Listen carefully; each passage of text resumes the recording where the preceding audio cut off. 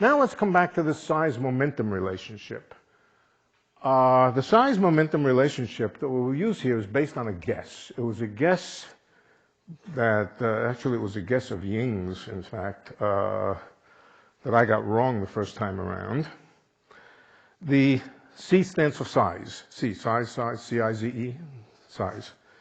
And complexity.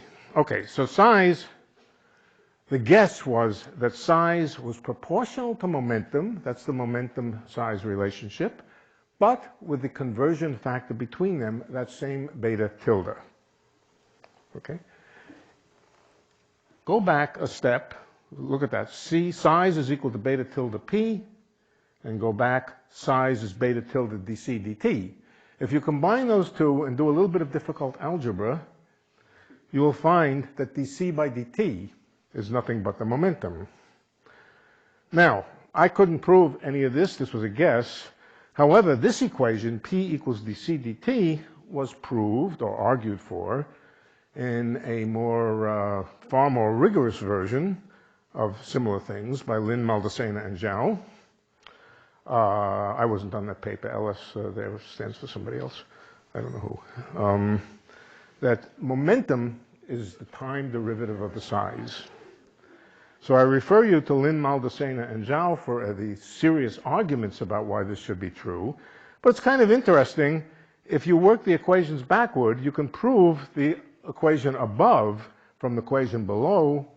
And so I would say that the guess was correct. All right, so here's the setup. The setup is we give a little kick up at near the far region over there, apply a fermion operator to the boundary, a particle is created which falls into the black hole, but something else happens, and the something else that happens is by action and reaction, Newton's third law, a kick is given to the boundary, and the boundary moves off with a slow velocity. Both these things happen, and by Newton's third law, the momentum of the particle going one way and the momentum of the boundary going the other way are equal and opposite. Okay. Well, these things can be confirmed and can be given a rigorous basis by the Lin, Maldacena, Zhao argument. I'm just giving them an intuitive idea. So look at that equation, P equals dc dt. It almost looks very Newtonian. Momentum is like velocity. Velocity is the time derivative position. But c is not a position. C is just complexity or size. So this velocity that's there is a kind of velocity, but it's a velocity of complexity growth. It has nothing to do with velocity of a particle or velocity, dx dt. Or does it? All right, so to see that it actually does, I want to use the so-called complexity volume connection. And the connection is that the complexity geometrically or through gravity and so forth is connected to the volume of a maximal slice. But that just means the space, that in this context, it just means the wormhole itself, not the wormhole, the throat itself. That the complexity is the volume divided by the Newton constant divided by the ADS radius. That by now is a somewhat standard equation among a handful of people who think about these things. The volume is the area of the throat times the length of the throat, and the length of the throat is the distance from the horizon to the boundary. Okay. So that's A times L divided by G times R plus. On the other hand, A over G is what? It's the entropy. A over G, area over G is the entropy divided by L over R plus. And if you go back to the dictionary, 1 over R plus is J. So what do we have? We have a complexity is equal to J, S, which is N, J, N times L. J and N are constants. So the complexity is simply related to the length of the throat. In other words, it's the position of the boundary relative to the horizon. We can read off now that P equals dc dt translates into P equals J n times the time derivative of the length of that throat. In other words, the velocity of the boundary relative to to the horizon. So in fact, not only does this have a Newtonian flavor, it looks really very Newtonian, but it's not the momentum of the particle we're talking about, it's the momentum of the boundary. Well, that's okay, they're equal and opposite. So we're okay, we still can understand the particle and the boundary. We can read off from P equals J times N what the mass of the boundary is, namely it's J times N, and that is the correct magnitude for the mass of the Schwarzian boundary of the JT gravity. So that fits. We now have a picture. Particle falls in. The complexity grows. The size grows. The complexity grows. The boundary recoils. Particle falls in. And we can either compute the momentum as a function of time by computing the momentum of the boundary, which can be done in a Newtonian way because the boundary is so heavy, or we can follow the particle as it falls in. Well, let's differentiate this equation once more, P equals dc dt, and then use the fact that P, the momentum of the particle, or the momentum of the boundary, P dot, is nothing but the force on the particle. All right, so we have a Newton's equation describing the motion of the boundary or the particle, and we can try to analyze it. All right, now you say, wait a minute, what does all of this have to do with quantum mechanics and SYK and calculations of complexity or size? At the moment, it doesn't seem to have much to do with that, but we can now try to connect them. Here's what we're going to do.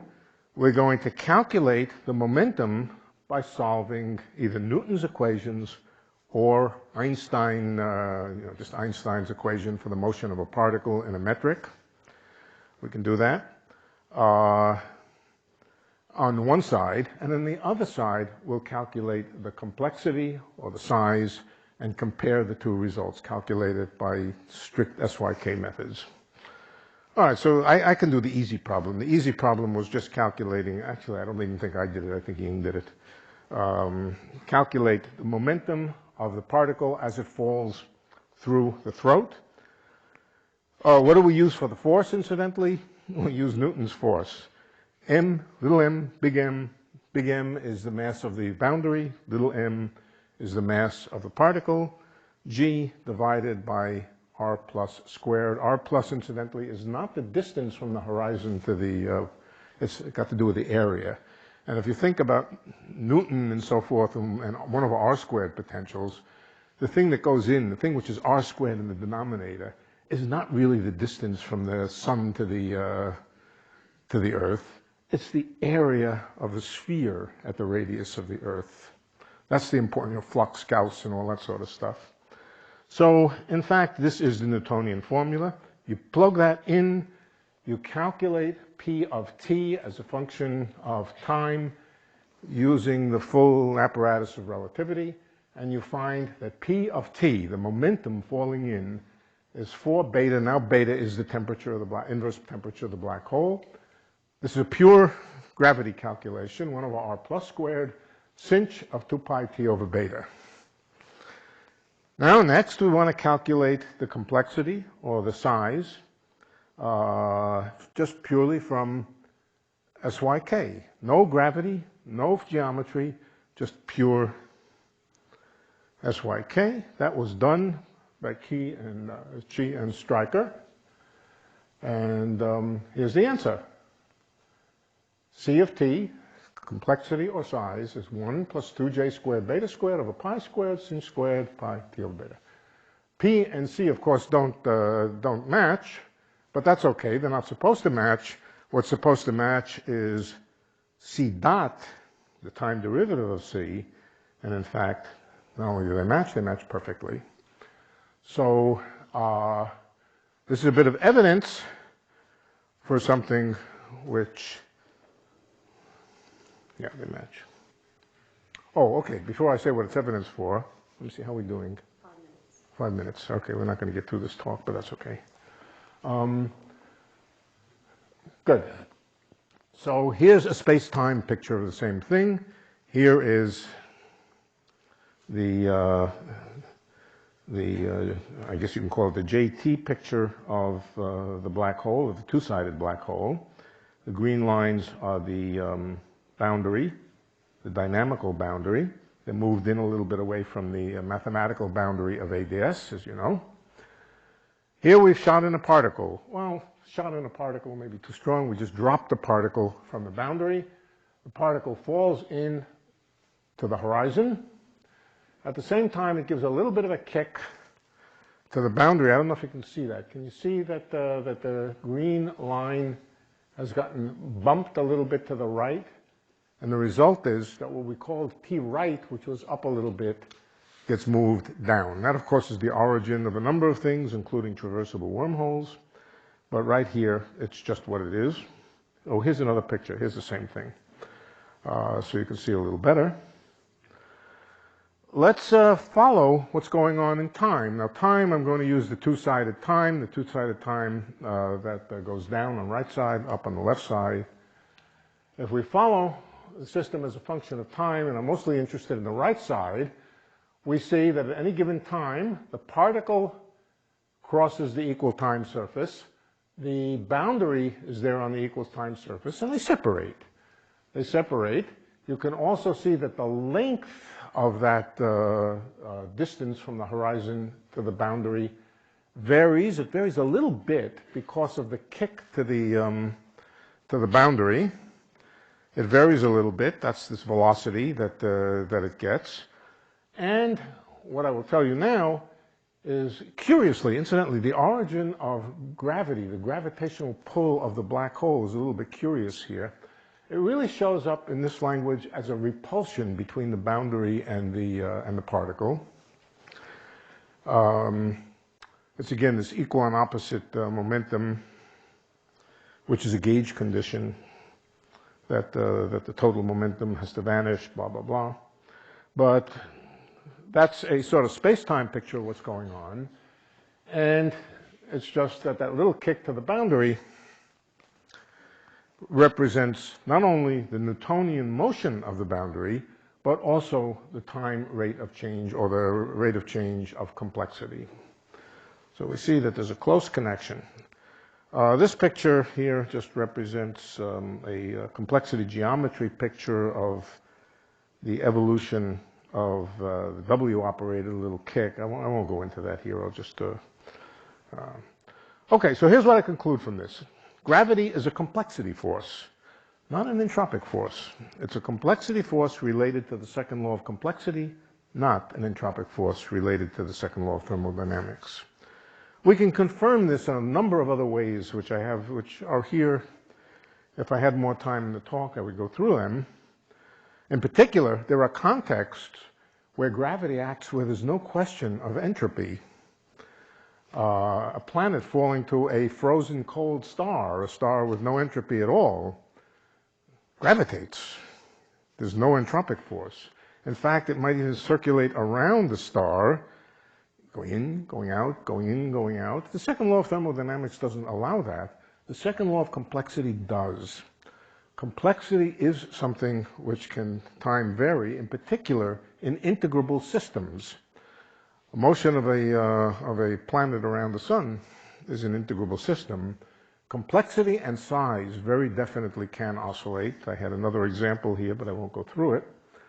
But I guess I have to stop here.